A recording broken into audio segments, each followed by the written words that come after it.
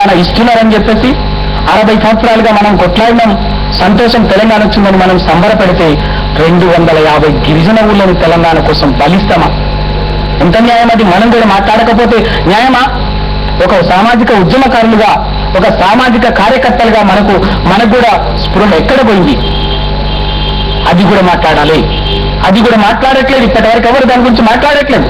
ఏదో ఇక్కడ ఉన్నటువంటి వాళ్ళు మాలాంటి వాళ్ళు ఎప్పుడైనా సందర్భం వచ్చినప్పుడు దాని గురించి మాట్లాడాను.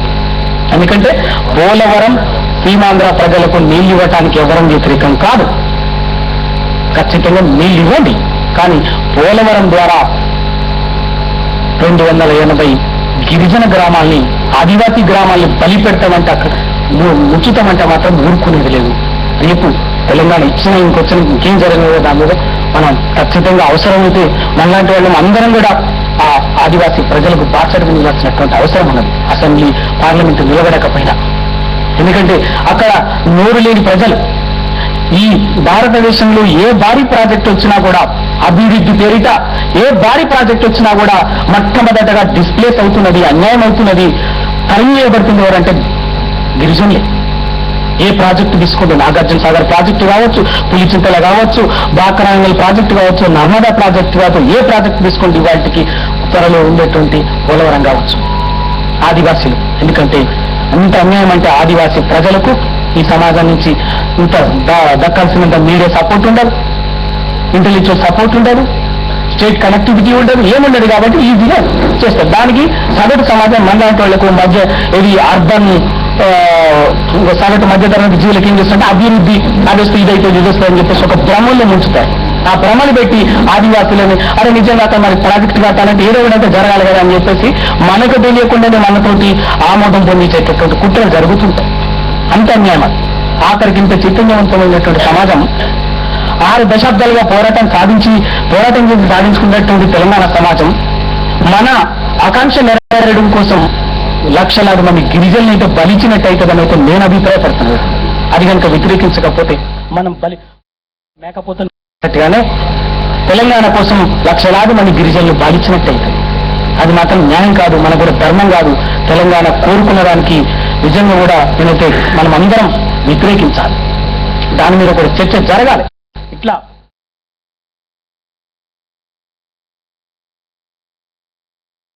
మార్చాలని చెప్పేసి పట్టుబట్టాల్సినటువంటి అంశాలు ఉన్నాయో అవేవి కూడా చర్చించట్లేదు. నామమాత్రం కూడా ప్రస్తావన కూడా రావట్లేదు. హైదరాబాద్ 50 ఏళ్ల కింద అభివృద్ధి చేస్తామని అయిపోయింది. అది గతించేది. అది చరిత్ర. వాళ్ళ చరిత్ర. అది ఎవరు చేసినా ఏం చేసినా కూడా ఇంకా దాన్ని ఎవరు మార్చేది ఏం లేదు. అది చర్చించాల్సిందే. అనేక సందర్భాలు చర్చించరు. ఇవాళ చర్చించాల్సినటువంటి అవసరం లేదు, సందర్భం కాదు. అంతే మనం చెప్పేది. అది ఎవరు చేసిండు ఏంటనేది కాదు. అది ఎందుకంటే అది ఇంకో దాని లోతుల్లో ఒకటి ఇంకో సబ్జెక్ట్. దానిలోకి పోయినామనుకోండి ఇక నువ్వా నేనా అని చెప్పేసి వాటి చుట్టూ తిప్పడమే అవుతుంది. అందుకే ఇవాళ మౌలికంగా నేను చివరగా చెప్పదలుచుకున్నది ఏంటంటే, కుట్రపూరితంగానే ముసాయిదా బిల్లు మీద జరగాల్సినటువంటి చర్చ జరగకుండా కుట్ర జరిగింది. ఆ కుట్రలో ఆంధ్రప్రదేశ్ అసెంబ్లీ మొత్తం భాగస్వామి అయింది. తెలంగాణ ప్రజాప్రతినిధులు అందరూ కూడా తెలుసో తెలియకనో ఇంకో రకంగానో మాకెందుకులు అనేటువంటి రకంగానో అందరూ మౌనంగా పక్కదో పట్టిపోయిండు. తెలంగాణను వ్యతిరేకించేటట్టు వాళ్ళు సక్సెస్ అయింది, విజయవంతమైంది. ఆఖరికి ఇప్పటికైనా మనకి ఇంకొక అవకాశం ఉన్నది.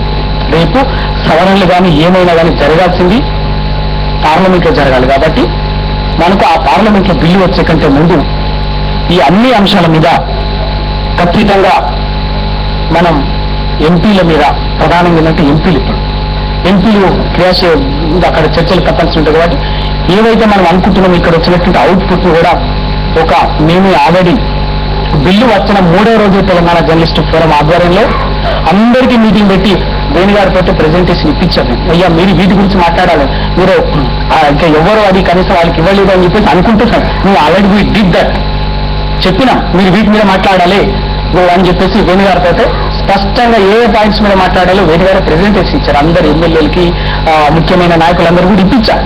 మీకు ఒక కాపీ కూడా ఇస్తామని చెప్పాము, ఇచ్చాం. కానీ వాళ్ళకు ఎవరు దాని గురించి పట్టించుకున్నట్టు లేదు.